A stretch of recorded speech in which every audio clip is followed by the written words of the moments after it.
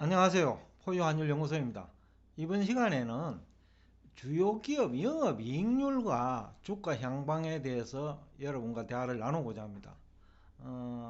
포유환율연구소가 강조하는 부분이 영업실적이거든요. 그런데 영업실적도 결국 영업이익률이 얼마나 되느냐가 중요하거든요. 그냥 이익만 난다고 되는 것은 아니다라는 거죠. 그러니까 필요한 충분 조건 두 개 다가 갖추어져야지 그 이익만 나는 거는 지난번에 메타처럼 이건 나는데 현재 주가를 설명하지 못하면 빠진다는 논리거든요. 다만 시간의 문제일 뿐이다. 근데 큰 폭으로 빠진다는 겁니다. 그래서 영업이익률이 중요한데, 그래서 오늘 주요 기업 영업이익률을 제가 한번 조사를 해봤어요. 일반적으로 영업이익률이라고 하면 매출액 대비 영업이익을 표시하죠. 그러니까 분모는 매출액이고 분자가 영업이익이 돼가지고 백분율로 표시한 것이 영업이익률인데, 단순히 이익률만 높다고 좋은 건 아니에요. 그거는 회사가 작을 수 있거든요. 매출액이 많아야 된다는 거죠. 매출액도 많고 영업이익도 커야, 그래 가지고 영업이익률이 높아야 된다는 거죠. 그래야 성장성, 안정성이 확보되는 거거든요. 그래서 제가 이제 그 좀 알려진 기업, 그래서 주요 기업이라는 표현을 썼는데, 또 하나 이어서 주의할 점은 독점 기업의 경우 독점 시기에는 영업이익률이 높아요. 근데 미국 같은 데는 독점 금지법이 있거든요. 그러니까 독점을 규제한다는 거죠. 그렇기 때문에 시간의 문제일 뿐 경쟁자가 나타나는 거죠. 그럴 때 이제 영업이익률이 이제 툭 떨어질 수 있거든요. 메타도 뭐 여러 가지 이유 중에 하나가 경쟁자가 나타난 거죠. 그러니까 경쟁자가 나타나면서 회원수도 확보가 안 되고 또 마진율도 떨어져 버리는 거죠. 그래서 이제 영업이익률이 중요한데 몇 프로나 되느냐, 또 지금 그 기업이 독점이 있냐 아니냐, 그것도 따져야 된다는 거죠. 장기 투자하시는 분들은. 그래서 지금 가장 그 좋은 주식이라고 알려진 애플이 지난해 4분기 기준으로 영업이익률이 29.8%입니다. 이것도 우리나라에서 애플이 영업이익률이 낮은 이유는 모르겠어요. 다른 나라는 뭐 최고 40% 가까이 영업이익률인데 매출액 대비 영업이익이죠.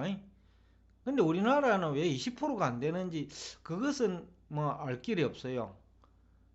일단 애플은 뭐 전체적으로 그 모든 나라를 다 합해가지고 평균 매출액 대비, 그러니까 전체 매출액 대비 영업이익 총액을 나누어 보면, 그러니까 백분율로 계산하면 29.8% 나오니까 약 한 30%죠. 이거 엄청난 거예요. 우리나라가 4%가 안 되거든요. 근데 구글이 23%입니다. 지난해 4분기. 근데 엔비디아가 재미있는 것이 그 2018년에는 이 영업이익률이 높지 않았어요. 그런데 매출액이 증가하면서 영업이익률이 높아지니까 굉장히 좋은 거죠, 이거는. 그러니까 신제품을, 부가가치가 높은 신제품을 만들어낸다는 거죠. 그래서 엔비디아가 30%고 그 다음에 AMD가 25%인데 좀 올라오고 있는 것 같아요. 이런 주식이 좋은 거지요. 애플은 이제 자리를 잡아갖고, 그러니까 성장성, 그 다음에 안정성까지, 그 다음에 수익성까지 다, 그러니까 주가 결정 원리 3개 내지 4개라고 하면 뭐 현금 흐름까지 하면 4개인데 이 4개 다 모두 좋은 게 애플이에요. 구글도 23%면 뭐 그 정도면 굉장히 양호하죠. 그러니까 이런 주식들은 주식 투자가 물려도 돼요. 기다리면 되거든요. 다만 타이밍까지 잡으면 수익률이 이제 아주 높지요. 뭐 엔비디아와 AMD도 지난해 이제 너무 높아졌기 때문에 조정을 받는 것이지, 시간만 가면 이 정도 영업이익률이 유지된다면, 또 반도체가 매출액 증가 추세에 있으니까 이 정도 유지된다면 언제 사도 괜찮는데, 다만 타이밍상 조금 한번 내리면 낮을 때 매수하면 어떻겠냐, 이 정도밖에 없어요. 근데 우리 삼성전자는 지난해 4분기에 그래도 이익이 많이 났는데도 그 8%밖에 안 돼요. 이제 메모리 쪽이 아무래도 그 부침이 심하고 또 가전은 4%밖에 안 되기 때문에 그래서 그런 것 같아요. 어떤 그 영업이익률은 굉장히 중요한데, 뭐 앞에서도 얘기했지만 코스피가 한 4% 안팎밖에 안 되니까 평균이. 근데 참고로 이제 우리나라 서학개미들이 가장 많이 투자하는 테슬라가 한 14.7%인데, 이거 어떻게 보면 굉장히 높은 것 같기도 해요. 평균이 4%밖에 안 되니까.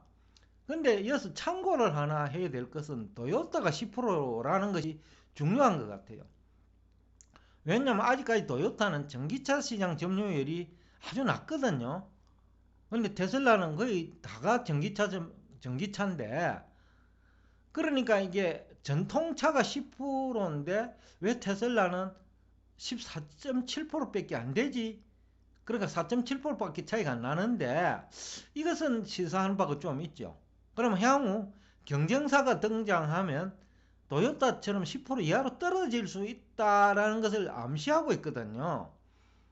그래서 아주 장기적으로 투자할 주식은 아닌 것 같다. 그 영업이익률을 가지고 접근하면 경쟁사도 이제 본격적으로 등장하고 있고, 우리 자동차공업협회도 그렇고 중국 그 전기차 협회도 그렇고 상당히 경쟁사의 그 성장 속도가 테슬라보다 더 빠른 거예요. 그러니까 경쟁사가 등장하는 속도도 빠르고 매출액 증가율보다 증가하는 율도 빠르고, 그 다음에 경쟁사의 전기차 판매 실적, 그러니까 판매 실적 증가율이죠. 그게 더 빠른 거죠. 테슬라보다 더 빠른 거죠. 그렇기 때문에 테슬라는 장기 투자할 성질은 아닌 것 같다라는 분석은 가능하죠. 앞에서도 얘기했지만은 기존의 자동차들보다는 내연기관차죠. 높을 수밖에 없죠. 이거는 신제품이니까. 그런데 이제 뭐 기존의 자동차도 초기에는 포드와 이런 기업들이 날아다녔잖아요. 그런데 2008년에 한때 부도위기에 몰렸거든요. 이 미국의 자동차 3사가 미국에서 재정까지 지원할 정도로 심각한 상황에 몰렸단 말이죠. 그러니까 경쟁이 그만큼 어렵다는 거죠. 미국 내에서만 경쟁하는 것도 아니고 뭐 미국에서 뭐 토요타, 뭐 벤처, BMW 다 팔리잖아요. 그러니까 이제 전기차도 똑같거든요. 그거는 그런 측면에서 한번 우리가 이 자료가 의미가 있지 않느냐라는 측면에서 오늘 제가 이 그 자료를 가지고 나왔습니다.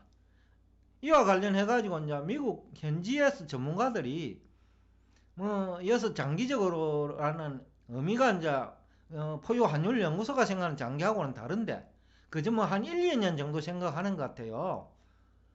그런 측면에서 이제 매수 의견을 내는데, 그것도 6개월 이상 기간 조정을 전망하는 사람이 적지 않아요. 지금 너무 올라와가 있기 때문에 실적 대비 조금 6개월 이상 기간 조정이 필요하다. 물론 그 기간에 가격 조정도 받겠죠. 그래서 이제 900달러 선에서 1200달러 목표 가격은 설정해 놓고 900달러에서 매수해야 될 거냐라고 하면 아니라는 사람이 있어요. 자기가 매수 의견을 내놓고도 일단 다른 주식 투자한 이후에 테슬라 주식에 투자하더라도 늦지 않다는 의견을 제시하거든요. 그러니까 이것은 이제 의미하는 바가 크죠. 영업이익률을 가지고 얘기해도 뭐 의미하는 바가 크고, 앞에서도 얘기했습니다만은 원래는 자동차 시장 환경 자체가 안 좋으니까 시간을 가지고 투자하더라도 1분기만 가더라도 영업 실적이 나빠질 수 있기 때문에 그때 투자하더라도 자동차는 늦지 않다. 라는 얘기가 가능하겠죠. 그래서 오늘 얘기할 요지는 그렇습니다. 영업이익률이 중요한데 영업이익률이 20% 이상 높은 기업은 언제 투자해도 괜찮다. 다만 좀 더 사게 투자하는 것만 관건이다 라는 얘기와, 삼성전자가 8%밖에 되지 않는 것은 좀 아쉽다. 그럼에도 불구하고 우리나라 국내 평균이 4.0%가 되지 않으니까 뭐 삼성전자도 2배니까 주가만 조금 조정받는다면 투자하더라도 뭐 문제 될 건 없지 않느냐라는 얘기고, 자동차는 뭐 리비안도 그렇고 뭐 여러 가지 자동차 해서 뭐 앞으로 많이 등장할 건데 전기차가 영업이익률을 반드시 한번 체크해 볼 필요는 있지 않느냐 라는 얘기를 하면서 오늘 여러분과 대화를 여기서 끝내겠습니다. 오늘도 끝까지 경청해 주셔서 대단히 감사합니다.